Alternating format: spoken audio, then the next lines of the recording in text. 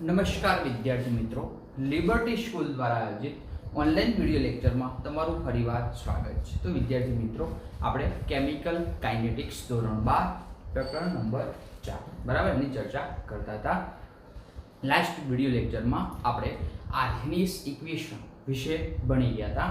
શું ઇક્વેશન હતું? K = A into e raised to minus ea upon RT બરાબર. એની અંદર બધા પદો આપણે સમજાયા હતા. K બરાબર શું લેતા હતા આપણે? વેગ અચળાંક. A બરાબર આર્હેનીય સમીકરણ, R બરાબર વાયુ અચળાંક બરાબર.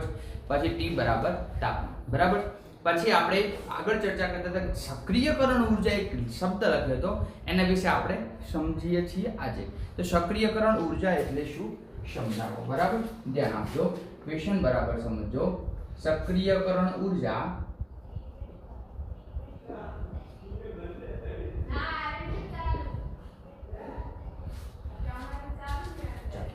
સક્રિયકરણ ઉર્જા એટલે શું સમજાવો. તો બરાબર એની વ્યાખ્યા સમજી લેજો બરાબર છે. તો કોઈ પણ પ્રક્રિયક હોય એ નિપજમાં પરિવર્તન પામે છે એની પહેલા એક મધ્યવર્તી સંયોજન બનાવે છે બરાબર છે. તો સક્રિયકરણ ઉર્જા એ કોઈ પણ પ્રક્રિયાના મધ્યવર્તી સક્રિયકૃત સંકીર્ણની રચના માટે જરૂરી ઉર્જા છે બરાબર. સક્રિયકરણ ઉર્જા એ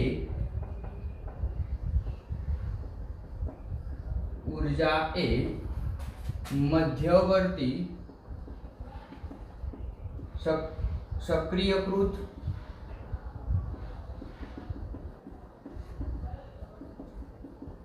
સંકીર્ણની રચના માટે જવાબદાર ઉર્જા છે બરાબર. તો સક્રિયકૃત સંકીર્ણ જ્યારે કોઈ પ્રક્રિયક નિપજમાં પરિવર્તન પામે છે ત્યારે વચ્ચેની જે અવસ્થા હોય છે એ અવસ્થાને આપણે સક્રિયકૃત સંકીર્ણ અથવા મધ્યવર્તી સંયોજન એવું શબ્દ આપણે મૂકતા હતા બરાબર. દાખલા તરીકે આપણે પાછળ ધોરણ 12 માં આપણે જે 10મું ચેપ્ટર છે હેલો આલ્કેન હેલો એરિન, એની અંદર એક કેન્દ્ર અનુરાગી વિસ્થાપન પ્રક્રિયા ભણવાની છે. ને એ કેન્દ્ર અનુરાગી વિસ્થાપન પ્રક્રિયાના બે પ્રકાર ભણવાના છે. એક છે SN1 SN2. તો SN1 છે બે તબક્કામાં થાય છે, એમાં મધ્યવર્તી સંયોજન બને છે અને એ મધ્યવર્તી સંયોજન ઉપર બીજો કોઈ કેન્દ્ર અનુરાગી પ્રક્રિયા આક્રમણ કરે છે તો આપણને નિપજ મળે છે બરાબર. જ્યારે ત્યારે આપણે ભણશું ત્યારે થોડીક વધારેમાં ડિટેલ માહિતી મેળવશું. અત્યારે આપણે શું કીધું કે સક્રિયકરણ ઉર્જા એટલે શું? કે મધ્યવર્તી સક્રિયકૃત સંકીર્ણની રચના માટે જવાબદાર ઉર્જા છે બરાબર છે. તો પ્રક્રિયકનું નિપજમાં પરિવર્તન થવા પ્રક્રિયકના અણુમાં જે લઘુત્તમ ઉર્જા હોવી જોઈએ બરાબર છે. પ્રક્રિયકનું વ્યાખ્યા લખું છું, હવે ધ્યાન આપજો. પ્રક્રિયકનું નિપજમાં રૂપાંતર થવા પ્રક્રિયકો પાસે જે લઘુત્તમ ઉર્જા હોવી જોઈએ તેને ગતિ ઉર્જા કહે છે. અને આ ગતિ ઉર્જાને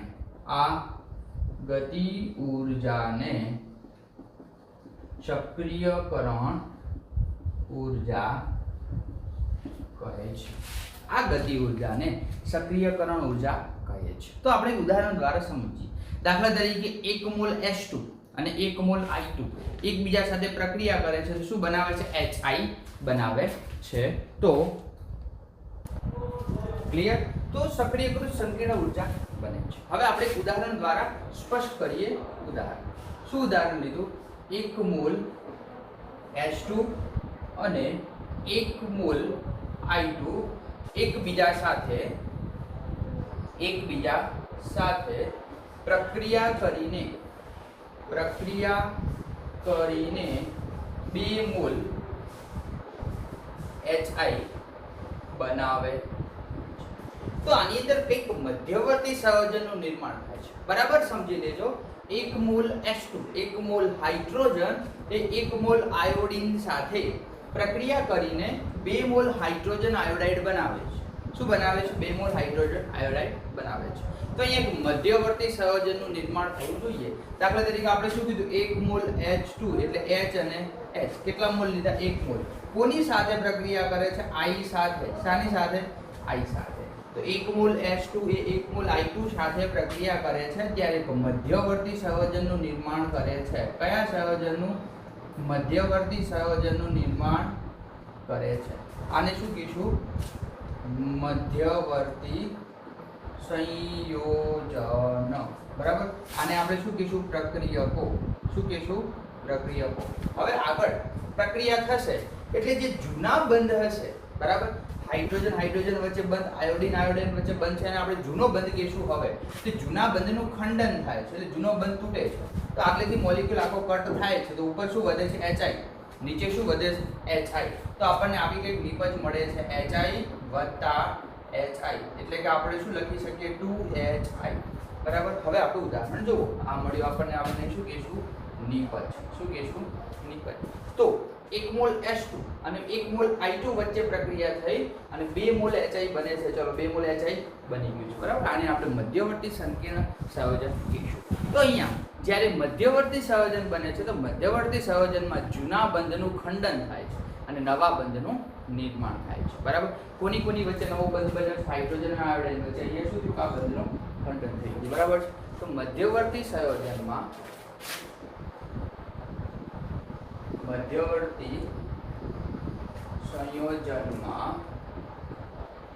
જૂના બંધનું ખંડન થાય અને નવા બંધનું નિર્માણ થાય છે. ચાલો, બરાબર. મધ્યવર્તી સંયોજનમાં જૂના બંધનું ખંડન થાય છે, જૂનો બંધ તૂટે છે, સાથે સાથે નવા બંધનું નિર્માણ થાય છે. તો આ મધ્યવર્તી સંયોજનને સક્રિયકૃત સંકીર્ણ સંયોજન કહે છે. બરાબર છે. તો ધ્યાન આપજો. આ મધ્યવર્તી સંયોજનને સક્રિયકૃત સંકીર્ણ સંયોજન કહે છે. અને આ સક્રિયકૃત સંકીર્ણની રચના માટે જરૂરી ઊર્જાને આ સક્રિયકૃત સંકીર્ણની રચના કરવા માટે જરૂરી ઊર્જાને આ સક્રિયકૃત સંકીર્ણની રચના કરવા માટે જરૂરી ઊર્જાને શું કહે છે? સક્રિયકરણ ઊર્જા. સક્રિયકરણ ઊર્જા કહે. બરાબર. આપણે સક્રિયકરણ ઊર્જાનો ટોપિક પૂરો થાય છે પણ આપણે પાછળ સમીકરણ મેળવવાનું છે. બરાબર. તો અહીંયા પહેલા આપણે નાનો એક ગ્રાફ દોરી દઈએ. બરાબર છે. ચાલો, હવે ગ્રાફની અંદર શાની ચર્ચા કરશું? તો આપણે કોઈ સ્થિતિ ઊર્જા શું લઈશું? સ્થિતિ ઊર્જા વર્સિસ પ્રક્રિયા પક્ષ. બરાબર છે.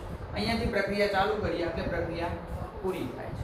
અહીંયા આપણે શું લીધું છે? કોઈ પ્રક્રિયક. શું લીધું છે? પ્રક્રિયક. અહીંયા આપણને શું મળે છે? મધ્યવર્તી સંયોજન. શું મળે છે? મધ્યવર્તી સંયોજન. અને એમાંથી આપણને એક શું મળે છે? નિપજ મળે છે. બરાબર. તો પ્રક્રિયક તરીકે આપણે શું લીધું? H2 વત્તા I2. અહીંયા મધ્યવર્તી સંયોજન કેવું બને છે? આ. અને અહીંયા નિપજ મળે છે. શું મળે છે? 2 મોલ HI. શું મળે છે? 2 મોલ HI. બરાબર. તો અહીંયા આપણે આ રીતે સક્રિયકૃત સંકીર્ણને એકબીજાથી અલગ રીતે તારવી શકીએ છીએ. બરાબર. હકીકતમાં તો આમ આવું મળવું જોઈએ. બરાબર. અહીંથી ચાલુ થવું જોઈએ. આટલા જે વચ્ચે ગેપ હોય એને આપણે EA કહીએ. બરાબર. ને આટલો જે ગેપ હોય આને લેવલ એને આપણે શું કહીએ? EA2 અથવા EA+. તો સક્રિયકરણ ઊર્જાનું પ્રક્રિયક બને છે ત્યારે અથવા મધ્યવર્તી સંયોજન બને છે ત્યારે કેટલી સક્રિયકરણ ઊર્જા વપરાય છે અને જ્યારે નિપજ પરિવર્તન પામે છે ત્યારે પણ કેટલી વપરાય છે એના પર ડિપેન્ડ કરે છે. તો આ વાત હતી સક્રિયકરણ ઊર્જા. ફટાફટ આટલું લખી નાખો પછી આપણે આગળના ક્વેશ્ચન તરફ જઈએ.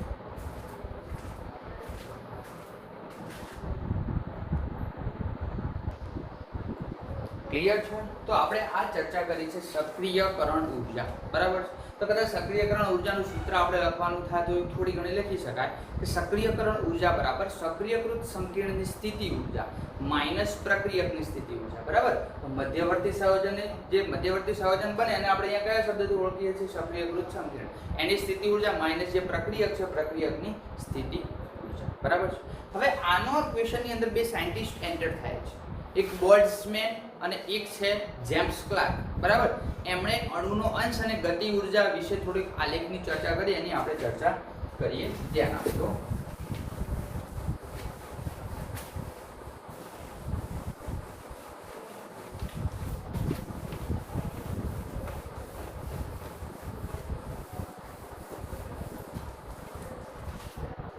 ચલો શું ચર્ચા કરી છે, ક્વેશ્ચન બરાબર સમજો કે બોલ્ટ્ઝમેન અને જેમ્સ ક્લાર્ક એ અથવા બોલ્ટ્ઝમેન અને જેમ્સ ક્લાર્કના આલેખથી કોના વર્સિસ કોનો આલેખ દોર્યો છે, તો અણુનો અંશ વર્સિસ ગતિ ઉર્જાના આલેખની મદદથી પ્રક્રિયા પર થતી અસર સમજાવો. બોલ્ટ્ઝમેન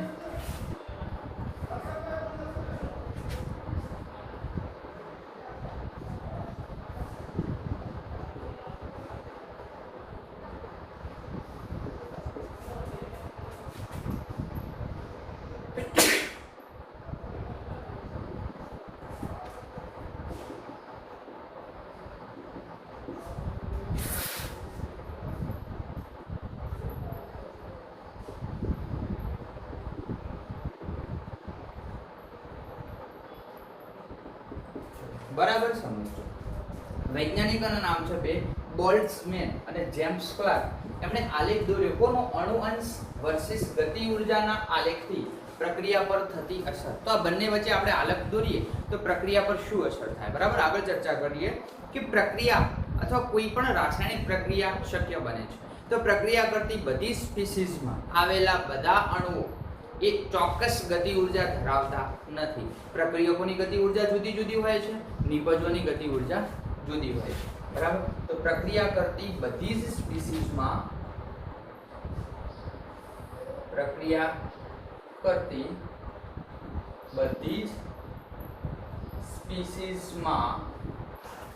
અણુઓની ગતિ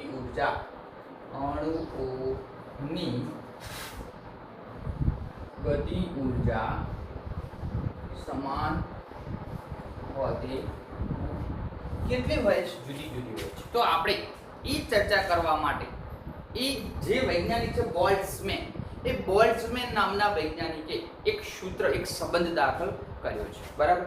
બોલ્ટ્ઝમેનના મત મુજબ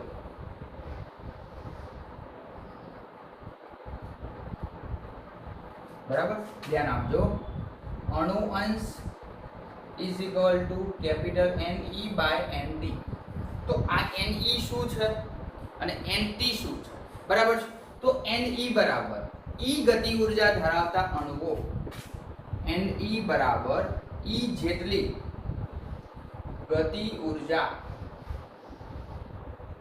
ધરાવતા અણુઓ, અને T શું દર્શાવે છે, T શું દર્શાવે છે, કુલ સંખ્યા. NT, T મતલબ અહીંયા તાપમાન ના સમજતા, T બરાબર ટોટલ, બરાબર. તો NT બરાબર છે, તો NT બરાબર શું લખશું, અણુઓની કુલ સંખ્યા, અણુઓની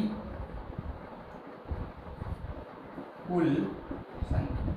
કેટલા અણુઓ ભાગ ભજવે છે, કેટલા અણુઓ બે એકબીજા સાથે સંયોજાય અને નિપજમાં પરિણમે છે, એની ચર્ચા અહીંયા કરવાની છે. તો એક આલેખ દોરવાનો આપણને કીધો છે.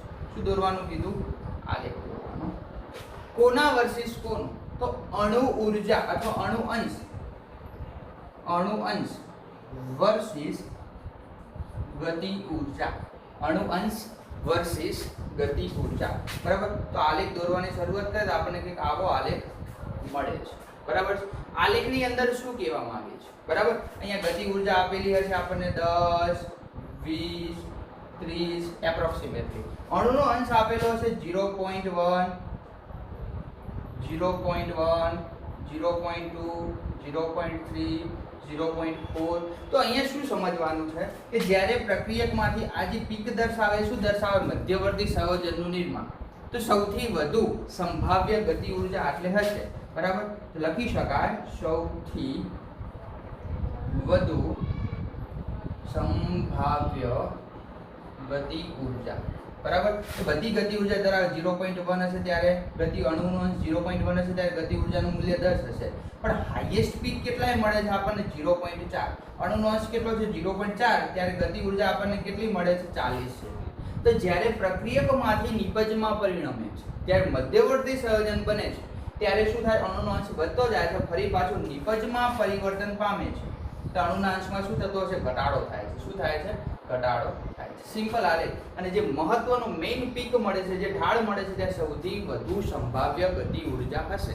સૌથી વધુ સંભાવ્ય ગતિ ઉર્જા થશે. બરાબર છે. તો આ આલેખ શું દર્શાવે, આલેખ સંબંધ દર્શાવે કોનો, ગતિ ઉર્જા અને અણુ અંશ વચ્ચેનો સંબંધ દર્શાવે છે. તો આલેખ ગતિ ઉર્જા અને અણુ અંશ વચ્ચેનો સંબંધ દર્શાવે કે જ્યારે પ્રક્રિયકમાંથી કોઈ મધ્યવર્તી સંયોજન બનતું છે ત્યારે અણુના અંશમાં વધારો થતો હશે, પણ જ્યારે પરિવર્ત નિપજમાં પરિવર્તન પામે છે, મધ્યવર્તી સંયોજનની અંદરથી જૂના બંધ તૂટી અને નવા બંધનું નિર્માણ થાય છે, ત્યારે શું થશે, અણુનો અંશ ઘટતો હશે. બરાબર છે. તો અહીંયા જે શિખર મળે છે, પીક મળે છે, આને આપણે શિખર એટલે ટોચ કહીશું. તો મધ્ય અથવા ટોચ ઉપર, શિખર ઉપર સૌથી વધુ સંભાવ્ય ગતિ ઉર્જા આવેલી હોય છે. બરાબર છે. તો ગતિ ઉર્જા કેવી છે, સૌથી વધુ દર્શાવે છે. બરાબર છે. તો જ્યારે આપણે એક મુદ્દો લખશું કે શિખર પર એટલે કે ટોચ પર સૌથી વધુ ગતિ ઉર્જા દર્શાવે છે. જ્યારે પ્રક્રિયક બનશે ત્યારે ગતિ ઉર્જા પણ ઘટેલી હોય છે, જ્યારે નિપજ બને છે ત્યારે ગતિ ઉર્જા પણ અણુનો અંશ વળી ઘટેલો હોય છે. બરાબર. દાખલા તરીકે આટલે આટલો છે, આટલે આટલો છે, તો એ અણુનો અંશ મહત્તમ પીક પ્રાપ્ત કરશે ત્યારે સૌથી વધુ જોવા મળતી હોય છે. ક્લિયર છે. તો એની સાથે સાથે આપણે ચર્ચા કરીએ છીએ બીજો એક ક્વેશ્ચન. તો શિખર સૌથી વધુ ગતિ ઉર્જા ધરાવે છે. બરાબર છે. ચલો હવે આપણે નવા ક્વેશ્ચન તરફ જઈએ. નવો ક્વેશ્ચન આપણને એવો કહે છે અણુનો અંશ અને તાપમાન વર્સિસનો આલેખ દોરો. કોનો, તાપમાન. તો અણુનો અંશ એટલે Ne/NT વર્સિસ તાપમાનનો આલેખ નીચે મુજબ છે. બરાબર. ધ્યાન આપજો શું કહેવા માંગે છે, આપણે આલેખ દ્વારા સમજીએ. બરાબર છે. તો અહીંયા આપણે શું કરતા હતા, પ્રક્રિયકમાંથી શું બનતું હતું, બરાબર છે. તો આ તો કયા તાપમાને શક્ય બનશે, ટી તાપમાન. ટી બરાબર 0 સમય. બરાબર. એટલે કે શરૂઆતમાં. પણ જ્યારે આપણે તાપમાનમાં વધારો કરીએ છીએ ત્યારે આ પીક આપણને કંઈક આવો મળે છે. કેવો મળે છે, આવો. બરાબર. અને જે આ બધો એરિયા છે, દાખલા તરીકે સક્રિયકરણ ઉર્જા લઉં તો આ બધો એરિયા છે એ શાનો છે, સક્રિયકરણ ઉર્જા. શાનો છે, સક્રિયકરણ ઉર્જા. તો આપણે કહી શકીએ અહીંયા મહત્વનું મેઇન પીક આપણને કેટલાય મળે છે. તો અહીંયા હું લખું છું તાપમાન વર્સિસ Ne/NT એટલે કે અણુનો અંશ. તાપમાન વર્સિસ અણુનો અંશ. બરાબર છે. અહીંયા તાપમાન કેટલું છે, T બરાબર 10°C. બરાબર. તો આપણે કીધું હતું કે તાપમાનમાં વધારો કરીએ તો અણુના અંશમાં શું ફેરફાર થાય છે. તો આલેખ આપણને સિમ્પલ ભાષામાં જો સમજવો હોય તો આપણે એવું કહી શકીએ. બરાબર. કે જ્યારે તાપમાન 0 હોય છે ત્યારે સક્રિયકરણ ઉર્જા કેવી મળે છે, ઓછી. પણ તાપમાનમાં આપણે વધારો કરીએ, બરાબર, આ તાપમાનમાં વધારો દર્શાવે છે ત્યારે સક્રિયકરણ ઉર્જા નીચે કરતા ઉપર, એટલે કે આપણને સક્રિયકરણ ઉર્જામાં આટલો ગાળો મળે છે. સક્રિયકરણ ઉર્જા કેવી મળે છે, વધુ મળે છે. બરાબર. તો તાપમાનમાં 10°C કેટલા, 10°C નો વધારો કરવામાં આવે તો પ્રક્રિયા વેગ, કાલે આપણે ચર્ચા કરી હતી, કેટલો થાય છે, બમણો થાય છે. તો જો તાપમાનમાં 10°C નો વધારો કરવામાં આવે તો વેગ કેટલો થાય છે, બમણો થાય છે. તો વેગ થોડું ઘણું સક્રિયકરણ ઉર્જા સાથે સંબંધ ધરાવે છે. પહેલા માત્ર આપણે ચર્ચા કરી આટલી સક્રિયકરણ ઉર્જા આપણને અહીંયા મળે છે. કેટલી મળે છે, આટલી. બરાબર. પણ જ્યારે આપણે તાપમાન વધારો છે ત્યારે સક્રિયકરણ ઉર્જામાં પણ શું થાય છે, વધારો. તો જ્યારે તમે તાપમાન 10°C જેટલું વધારો છો ત્યારે વેગ એનો પહેલા નાનો હતો, હવે મોટો થઈ ગયો છે. સક્રિયકરણ ઉર્જાનું મૂલ્ય આપણને વધુ મળે છે. તો જ્યારે તમે તાપમાનમાં 10°C નો વધારો કરો છો ત્યારે વેગ શું થાય છે, બમણો થાય છે. બરાબર. હવે બીજો ક્વેશ્ચન, આનો ક્વેશ્ચન છે પણ કદાચ એવું પૂછાય છે કે સક્રિયકરણ ઉર્જા એટલે કે EA અને વેગ અચળાંક વચ્ચેનો સંબંધ દર્શાવતો આલેખ દોરો. જે આપણે કાલે સમીકરણ તો જોયું હતું પણ આલેખ આપણે આજે ચર્ચા કરીએ. ક્લિયર? ફટાફટ આટલું નોટ ડાઉન કરી દો પછી આપણે આગળ જઈએ.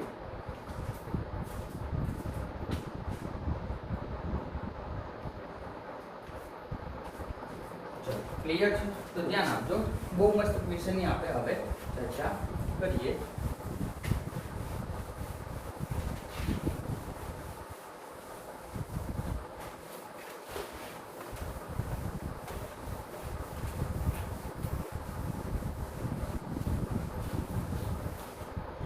ક્વેશ્ચન એવો છે, સક્રિયકરણ ઊર્જા અને વેગ અચળાંક વચ્ચેનો સંબંધ દર્શાવો.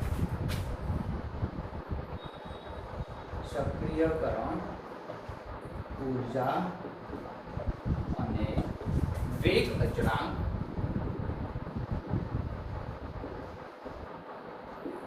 વચ્ચેનો. કાલે આપણે સંબંધ દર્શાવ્યો હતો. શું કઈ ચર્ચા આવી કરી હતી? હકીકતમાં તમારું જે સૂત્ર હતું k બરાબર a e raised to minus ea upon rt, એ ક્યાંથી ચલી આવ્યું છે? તો આપણે આના પરથી ઉતરી આવ્યું, વેગ ચલે છે e raised to minus ea upon rt. એની શરૂઆત હકીકતમાં અહીંયાથી છે કે વેગ છે આના કેવા પ્રમાણમાં હોય છે? સમપ્રમાણ. બરાબર. તો વેગ બરાબર આપણે શું લખીએ? k ચલે છે e raised to minus ea upon rt.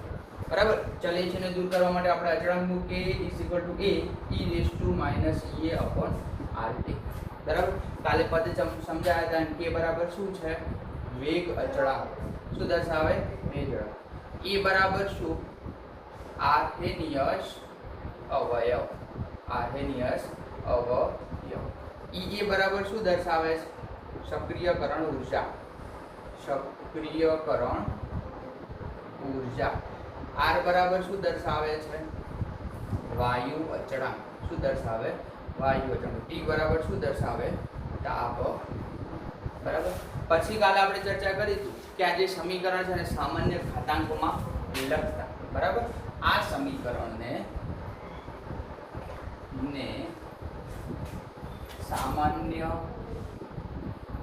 ઘાતાંકમાં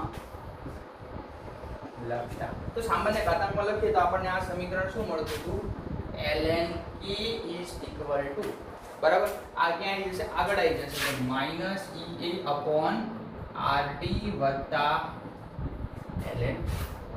જો લઘુ ગુણકમાં ફેરવીએ તો log k is equal to minus ea upon 2.303 rt વત્તા log a. બરાબર છે. આગળ ચર્ચા કરીએ કે લઘુ ગુણકમાં તો ફેરવી દીધું, પણ અહીંયા જો આલેખ દોરવાનો કે, બરાબર, તો આ જે સમીકરણ હતું ln k is equal to minus c upon rt વત્તા ln a, બરાબર, એ સમીકરણ આપણને શું મળે છે? y is equal to mx plus c. કયું સમીકરણ? y is equal to mx plus c. એના જેવું મળે છે. તો આ સમીકરણ થોડુંક ચેન્જ કરીએ એટલે લખો. કયા સમીકરણને? આ સમીકરણને. તો ધ્યાન આપજો. બરાબર. પછી આપણે log વાળું સમીકરણ લખીએ.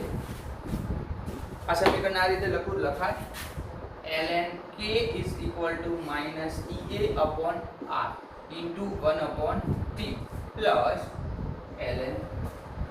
હવે આ સમીકરણ શાના બરાબર? y બરાબર mx plus c. y બરાબર mx plus c જેવું મળે છે. એટલે કે સીધી રેખાનું સમીકરણ મળે છે. જો આલેખ દોરવામાં આવે, શું દોરવામાં આવે? આલેખ. કોના વર્સિસ કોનો? x અક્ષ ઉપર આપણે શું લેવાનું? 1 upon t. y અક્ષ ઉપર શું લેવાનું? ln k. તો આ આપણને કેવું મળે છે? સીધી રેખાનું સમીકરણ મળે છે. કેવું મળે છે? સીધી સ્ટ્રેટ લાઈન સમીકરણ મળે છે. બરાબર. તો આંતરછેદ બરાબર આપણને શું મળે છે? c એટલે આંતરછેદ. તો આંતરછેદ બરાબર શું મળે છે આપણને? ln a. ઢાળ બરાબર શું મળે છે? Minus ea upon r. બરાબર. તો અહીંયા લખી શકાય આંતરછેદ બરાબર ln a, ઢાળ બરાબર માઈનસ ea upon r.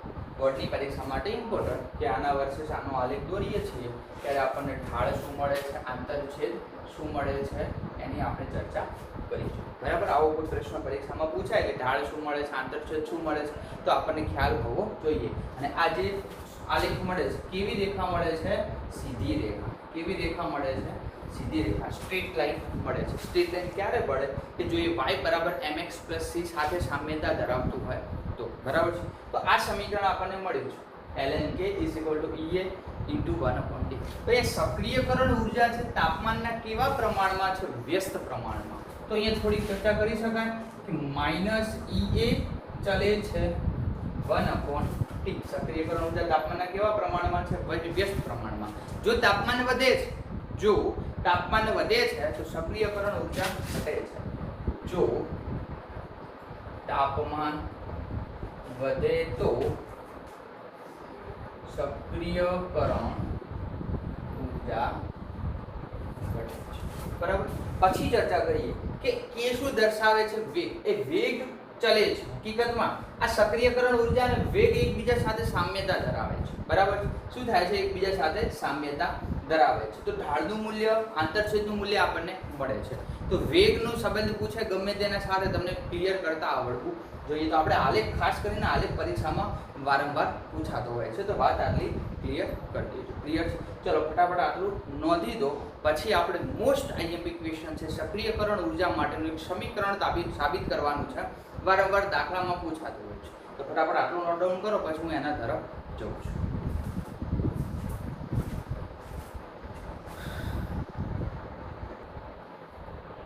ચાલો ધ્યાન આપજો. હવે આપણે એક ક્વેશ્ચન તરફ જઈએ.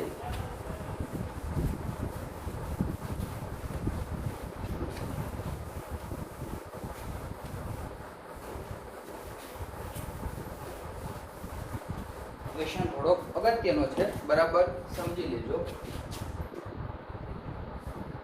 આર્હેનિયસ સમીકરણની મદદથી સક્રિયકરણ ઊર્જાનું સૂત્ર તારવો. બરાબર. કયા સમીકરણની મદદથી? આર્હેનિયસ સમીકરણની મદદથી. આર્હેનિયસ સમીકરણ શું છે? K = A e⁻ બરાબર છે. ધારો કે અહીંયા આપણે બે જુદા જુદા તાપમાન લેવાના છે. બરાબર. બરાબર સમજી લેજો. ધારો કે T1 અને T2 તાપમાને પ્રક્રિયા થાય છે.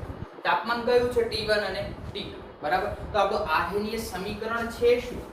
K = A e⁻ બરાબર છે.